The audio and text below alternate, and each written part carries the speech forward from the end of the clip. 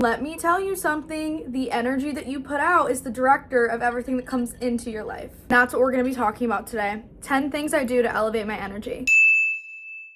Hello everyone, welcome back to my channel. New here, hi, my name is Mia. If you're not new here, you probably know me from TikTok or Instagram. I am starting this YouTube journey here, and I've been wanting to build this community and this platform where I can just talk about self-development, stories, beauty, all things girl, everything that I have gone through, and be able to kind of spread my word. I've been wanting to do this for so long, so that's what we're doing here. Please do subscribe if you feel so. I'm like about to hit 10K, which is really cool, but I want to keep doing this. Today we're talking things I do to heighten my energy, make me feel cooler, make me feel like that bitch. Have you ever met someone and you can't quite put your finger on it, but they are fucking cool? They are really cool and you can't stop thinking about it and you can't figure out why. When someone walks into a room and they are just magnetic. That is energy speaking. Energy speaks louder than words, works harder than looks. When I bring up energy, people think I'm just talking mumbo jumbo, like, oh, you're so woo woo, which I am woo woo. But energy is very real. Energy is scientific beyond spiritual. Let me tell you something, the energy that you put out is the director of everything that comes into your life. Number one, and possibly the simplest,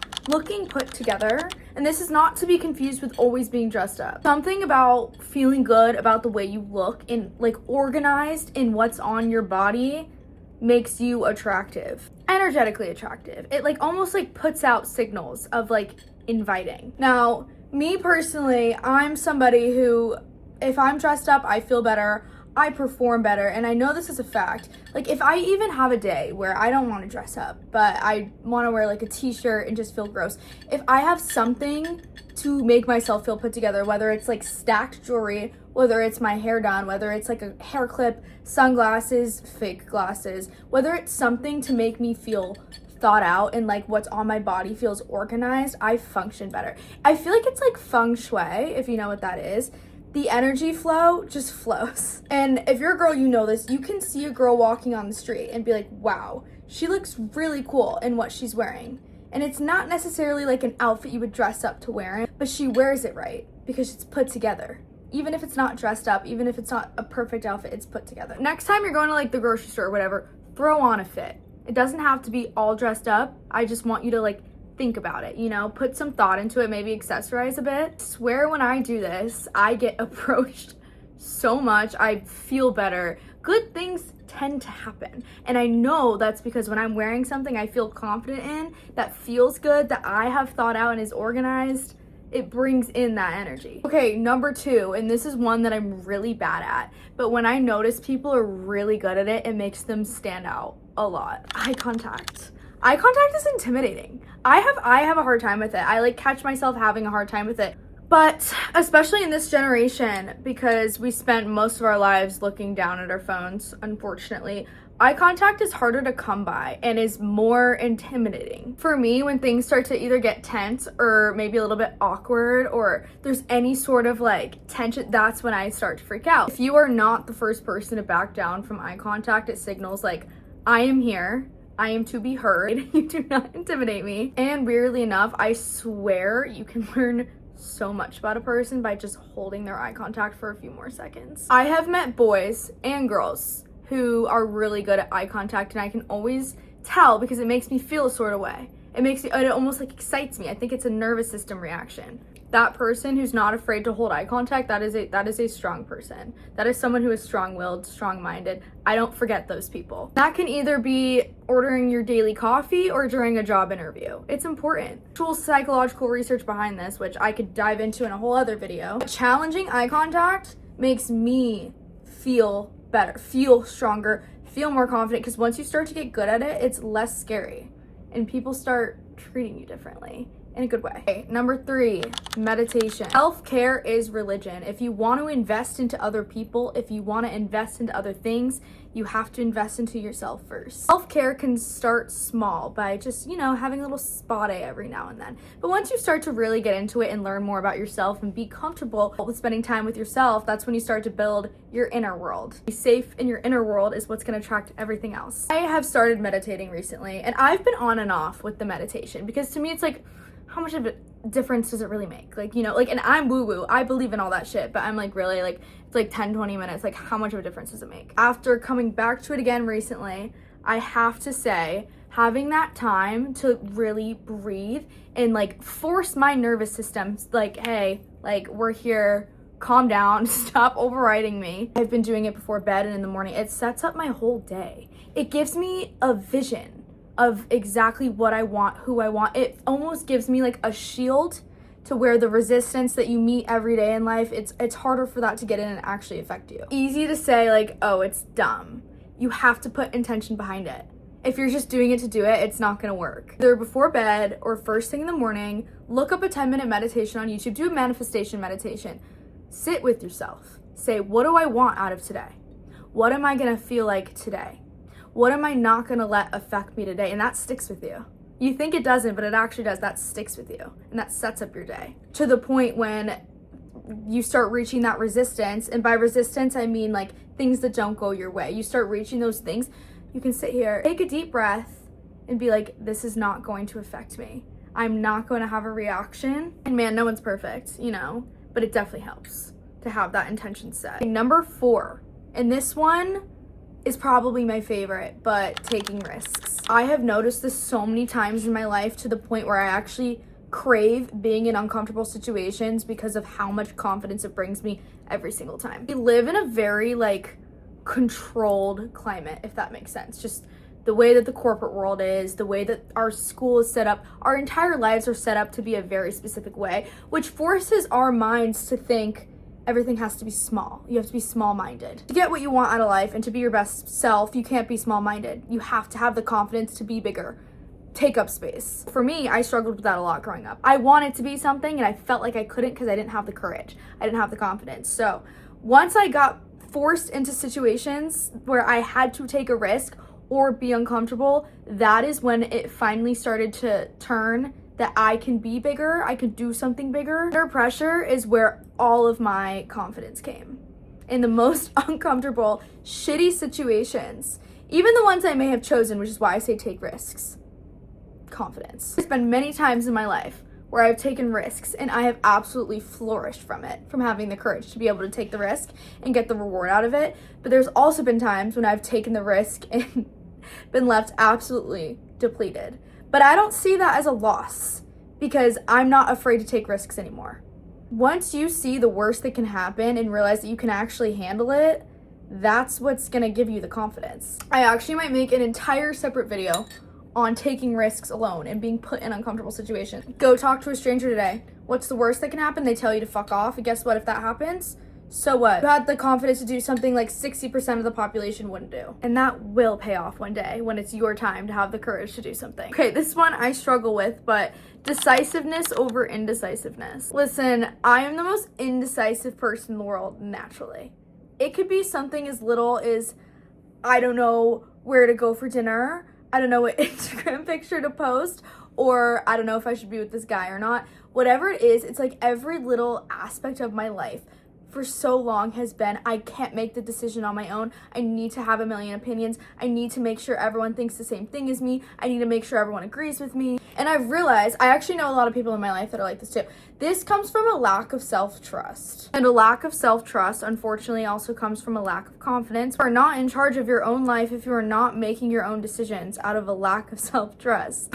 And again, this one I struggle with more than anything, and I catch myself doing it so much. But if you have to ask everyone around you all the time to help you make your decisions, whose life are you living? This is a recent revelation that I'm really trying to work on. Next time, it's your turn to make a decision, what picture to post, what dinner to go, if you should be with that guy or not. Trust yourself.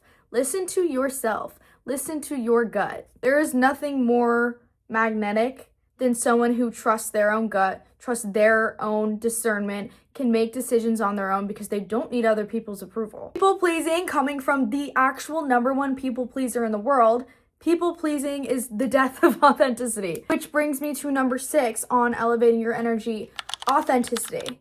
Which in this aspect, I mean, find your brand, be your brand. When you hear someone say like, oh, that's her brand, like you think influencers, you think celebrities, like, oh, that's Olivia Rodrigo's brand, that's Sabrina Carpenter's brand. I think everyone has their own little brand. aesthetic, I guess you can say. But everyone's got to find that. In a world full of micro trends and influencers, which don't get me wrong, I'm a sucker for it too, but we're forgetting like how to be ourselves. Everyone's so quick to like want to be like someone or want to look like someone. I'm guilty of this too. What the highest energetic frequency is, it's not love, it's authenticity. And I feel like anyone can account to this. When you see someone who is so truly themselves and so confident about it, they just shine a different way, honestly. Think about like some of your favorite pop stars, some of your favorite influencers who are extremely successful. It's because they are so themselves. They have their own brand that no one can replicate because no one can do you better than you. You can try to be someone you're not, but you will never be as good at being someone than yourself. I saw this quote on Instagram the other day with a little unicorn. It said, be yourself so the people who are looking for you can find you. Now, to find your thing, your style, your brand, you know, it takes a minute. I'm not fully there yet. I feel like I'm very like set in my things, my ways, who I am, what I like to wear, how I like to present myself. It's a constantly changing thing and you're allowed to try around different things, but don't deny yourself if something doesn't feel like you and you're just doing it to be like everyone else or to follow a trend. It's just wasting time in the journey to yourself. Fully incorporate this into your life. I like to do things like, see my 77 necklace? No one has that. That's me. That's my brand. I have meaning behind it. There's a reason I wear it because it's me. It's authentically me. I love it. I think it matches me. A giant neon light up Mia Hall sign. Like, I'm probably getting made fun of for that. I don't care. That's my thing. That's me. And no one's gonna do it better than me. Next, my personal favorite because I'm so good at it. Decentering men. This process ain't linear. I'll be the first to say. But I feel like I'm a little biased and my story's a little bit different because I have come across some like, in the nicest way possible, the worst kinds of guys when it comes to trying to date. Unfortunately, it's true, not gonna sugarcoat it. Every time I start to get involved with someone who in the end turned out to be wrong for me, which is gonna be most people you come across until you find the one or whatever, I felt the light getting sucked out of me. I don't know the science behind this. I don't 100% understand why, but when my energy is going towards the attention of a man, I feel like I'm being depleted of like all my powers. My powers, I just mean like my spark, my girliness, my femininity, my creativity, literally. I am only the strongest version of myself, and this actually might not be a good thing, but when I am fully focused on myself. And maybe that's me. Maybe I need to work on being able to do both if I ever want to be in a relationship one day. I'm not gonna lie, when you're caught up in the game, it sucks the life out of you. It sucks the creativity out of you. It sucks you out of you because you're no longer you. You're a vessel searching for that attention, for that serotonin boost that guy gives you. Don't get me wrong. Boys are fun. Boys can be very entertaining. But think of it as a side hustle. Think of it as a hobby, unless of course something gets serious. Even if it gets serious, don't let it suck the life out of you. Don't let it take you away. I have yet to do that, so I will report back when I successfully do that. Next on my list, extensive self-care. Never to be sorry about it. You should never apologize for taking care of yourself. And for so many reasons. Some people think that it's vain to spend a lot of time looking good. It's not. I actually consider it A, a hobby, B, a way to invest energy into myself to get energy out of myself, and C, truth of the world and of society, beauty is currency. I agree with it? No, but that's the way that the world is. Beauty is currency. So working on yourself, as long as it doesn't become unhealthy, wanting to look your best, wanting to be the most presentable is going to give you a lot. Don't get me wrong, I have bad days. Sometimes I'm looking like an absolute hag. I'm sure a lot of people have seen me looking like an absolute hag, being like, that's not what she looks like, so what, whatever, that's fine. But I get so much more out of life when I am put together, when I am taking care of myself, because I think it's the energy that you put into taking care of yourself that gives you that back. I also believe that the ritual of I have an extensive bedtime routine. I don't have time to do it every night. But on the nights that I do, that's like a ritual. That's my self ritual. That's where I feed back into myself. That's how I can flourish. And then the nights that I don't have time to do it, or I just don't feel like it, whatever it happens, I don't feel that enrichment the next day, to be honest. Not like I can live without it, it's fine. But there's a boost that comes with that little ritual you have for yourself in the morning or at night when it comes to your routine and taking care of yourself. There's nothing wrong with wanting to look good, wanting to feel good. In fact, others can notice it. when you're taking care of yourself and when you're putting intention behind it, others can feel that. Another thing I do to elevate my aura, make me feel cooler, is learning about something. This might not be for everyone because I actually do enjoy learning about things when I'm not being forced to in school. I will spend hours like researching a topic or watching videos on YouTube, something that I genuinely find interesting. It feels so good to be knowledgeable. Feeding your brain is so good for so many aspects of your life, and to be able to like have the like knowledge of like, okay, I know this now, I understand this now, I can dive deeper into this now, you just feel cooler. I feel really cool right now being able to go on a tangent about energy because I do so much research on it. It can be just reading about something, it can be reading articles, research something. It's good for the soul, it's good for the brain. You feel smarter, knowledgeable. You know, there's something really cool about feeling smart. And lastly, and I'm gonna make a whole other video about this, pure delusion. Absolute pure delusion. I'm serious. Like, confidence and authenticity takes practice. Confidence especially is hard, but that is one area where I will say fake it till you make it. If you gaslight yourself into thinking like you're the coolest person in the world, you're the best person in the world, everything always works out for you, it will start to come to light. Coming from someone who came from the actual caves of self-confidence, like I had none. Like most of my life, I was not, like I struggled bad. Like it stopped me from being able to do literally anything because I'd had zero courage in myself. I had zero confidence in myself. Force yourself. Gaslight yourself, be so delusional about who you are and what you're capable of and what you can achieve, and something will shift in the universe. It's science of the law of attraction that will make it happen for you. Personal fucking experience, I know this. So be so delusional. Be delusional about what you deserve. Be delusional about what's coming into your life. Be delusional about who you are, the energy you carry, and it will follow. I have gotten 10 times more by being absolutely delusional than by being logical. Hey, that is video number 2. I low-key love this shit and I'm gonna be making more. So tap in, let me know what you want to hear. I love to yap, clearly. Okay, bye. Mwah. I'm in my belly shining bright, diamonds dancing in the night, Ferrari parked under moonlight, living fast but feeling right, my bed wave champagne rain.